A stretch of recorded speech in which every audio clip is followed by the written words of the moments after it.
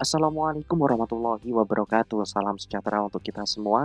Jumpa lagi dengan saya Khairul Huda di channel Ayo Les.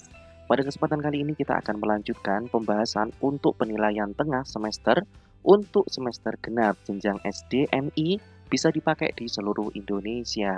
Karena soal ini sudah disesuaikan dengan bank soal nasional sehingga insya Allah akan sangat akurat dengan materi dan bahkan soalnya bisa sama persis sebagian dari soal yang akan dikeluarkan oleh Bapak Ibu guru kalian masing-masing. Dan mata pelajaran yang akan kita bahas pada kesempatan kali ini yaitu ilmu pengetahuan alam untuk kelas 5. Waktu pengerjaan nanti adalah 90 menit. Bagi adik-adik yang baru menemukan channel ini, kakak minta tolong di subscribe terlebih dahulu supaya tidak ketinggalan materi selanjutnya dan bisa terus mendukung keberadaan channel ini. Baiklah, mari kita langsung lanjut ke pembahasannya. Dan bagi adik-adik yang merasa pengen request soal lainnya, silahkan scroll dulu. Ketika kakak belum upload, silahkan tuliskan di kolom komentar minta dibahaskan soal apa. Baiklah, mari kita langsung masuk ke dalam pembahasannya. Soal nomor 1. Benda yang dapat menghasilkan panas disebut titik-titik. Nah, benda yang dapat menghasilkan panas itu adalah sumber energi panas. Ya, jawabannya adalah yang B. A ini bukan, C bukan, D bukan. Kita lanjut ke soal nomor 2. Sumber energi panas terbesar di bumi adalah titik-titik. Nah, yaitu sumber energi panas terbesar adalah matahari. Kita lanjut ke soal nomor 3. Energi panas matahari dibutuhkan tumbuhan dalam membantu proses pembuatan makanan yang disebut sebagai proses pembuatan makanan pada tumbuhan itu disebut sebagai fotosintesis. So the best answer is A ya, penguapan bukan, C bukan, D ini bukan. Kita lanjut ke soal nomor 4. Yang tidak termasuk kegiatan memanfaatkan energi panas matahari adalah titik-titik. A. Mengeringkan padi setelah panen. Ya, ini memanfaatkan. Berarti bukan. Menjemur pakaian. Ya. Mengeringkan garam. Oke, mengeringkan rambut setelah keramas. Ya, kecuali yang D. Kita lanjut ke soal nomor 5. Sumber energi panas yang digunakan pada alat Magicom berasal dari titik-titik. Nah, Magicom berasal dari energi apa adik-adik? Ya, listrik. Jadi jawabannya adalah yang C. Silakan adik-adik, karena kakak membahasnya cukup cepat, silahkan siapkan buku catatannya supaya bisa mencatat materi selanjutnya. Sumber energi panas pada gambar di samping ditunjukkan oleh nomor titik-titik. Nah, sumber energi panas ditunjukkan oleh nomor, ya, sumber energi panas dari ini ada ini ya, tungku. Nah, dalam tungku sumber energi panasnya ini nomor 3 ya, berarti api yang membakar kayu. 3 berarti ada, yaitu yang C. Kita lanjut ke soal selanjutnya, soal nomor 7. Alat yang digunakan untuk mengukur suhu disebut titik-titik. A. Kalorimeter, B. Termometer. Ya, alat untuk mengukur suhu itu disebut sebagai termometer. Jawabannya adalah yang B. Kita lanjut ke soal nomor 8. Orang yang pertama kali membuat termometer adalah titik-titik. A. Marconi, B. Andreas Celsius, C. Daniel Gabriel Fahrenheit, ataupun D. Galileo Galilei. Nah, orang yang pertama kali menemukan termometer adalah siapa adik-adik? Ya, siapa? Alat penemu termometer pertama itu adalah Galileo Galilei, yang D. Kita lanjut ke soal nomor 9. Rel kereta api dipasang tidak rapat karena titik-titik. Nah, A. Rel kereta api tidak melengkung saat terkena panas matahari. Ya, jawabannya yang A. B bukan, C bukan, D bukan. Kita lanjut ke soal nomor 10. Ban sepeda meletus saat terkena panas matahari yang cukup lama. Hal ini disebabkan oleh titik-titik. Nah, kira-kira apa yang menyebabkan ban itu meletus ketika kita menjemur sepeda kita? A. Masa ban sepeda menyusut. Tentunya ketika menyusut tidak akan meledak. Tekanan udara dalam ban menurun, tidak. Volume udara dalam ban itu menyusut, tidak. Volume udara dalam ban memumai. Ya, jawabannya adalah yang A.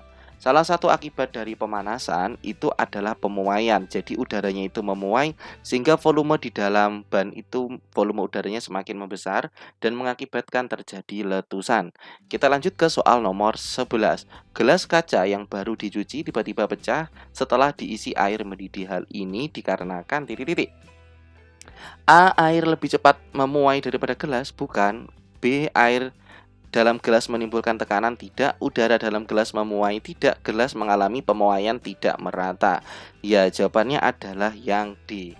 Kita lanjut ke soal nomor 12. Udin kesulitan membuka tutup botol yang terbuat dari logam.